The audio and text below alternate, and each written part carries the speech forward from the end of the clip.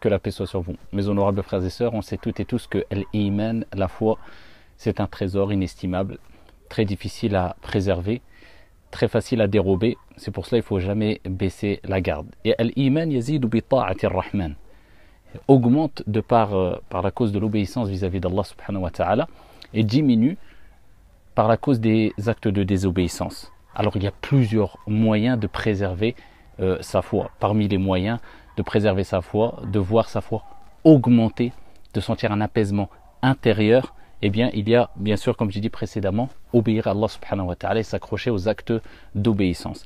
Parmi les causes aussi à mettre en pratique afin de préserver l'iman, eh bien c'est de comprendre que l'iman réside dans al-qalb, le cœur, et que le cœur est quelque part le réceptacle, et c'est pour cela qu'il va absorber toutes les informations qui vont parvenir à travers les organes, à travers la vue, à travers l'ouïe, à travers la langue. C'est pour cela qu'il faut s'assurer de ne pas regarder n'importe quoi, de ne pas dire n'importe quoi, de ne pas écouter n'importe quoi, de s'écarter de tout le mal, médisance, calomnie, mauvaises paroles, etc.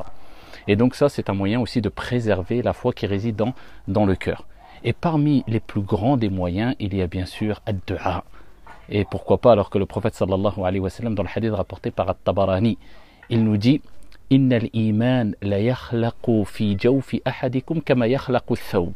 Fas'alu Allah an yujaddid al-iman fi qulubikum. Allahumma jaddid al-iman fi qulubina. » Il dit que la foi, eh bien, s'use dans la poitrine de l'un d'entre vous comme s'use, regardez l'image qu'il donne, comme s'use le vêtement, al-thawb.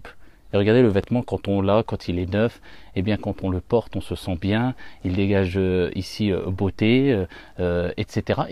Mais par contre, le vêtement, peu importe la marque, peu importe la qualité, peu importe un moment ou un autre, il s'use.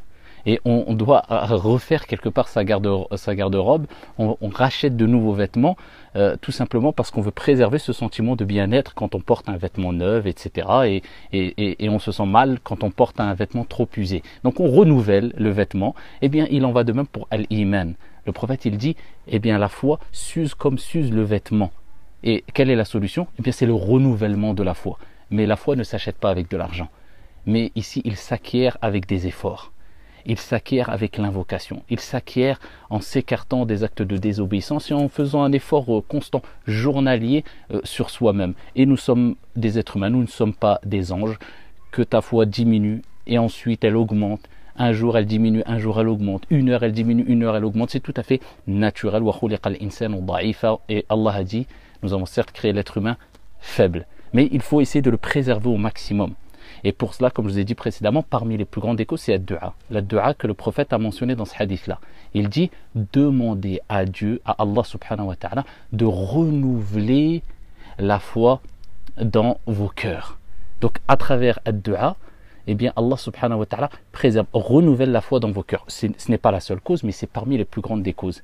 Et c'est pour cela qu'il est important de chaque jour prononcer cette invocation, la dire avec le cœur, avec concentration, en arabe ou en français. En français, ô Allah, renouvelle la foi dans mon cœur. Et en arabe, Allahumma jaddidil iman fi qalbi. Allahumma jaddidil iman fi qalbi. Ô Allah, renouvelle la foi dans mon cœur. Qu'Allah subhanahu wa ta'ala vous préserve et vous accorde une foi qui augmente chaque jour et qui est préservée de tout mal. Amin ya Rabbal Alamin. Wassalamu alaikum.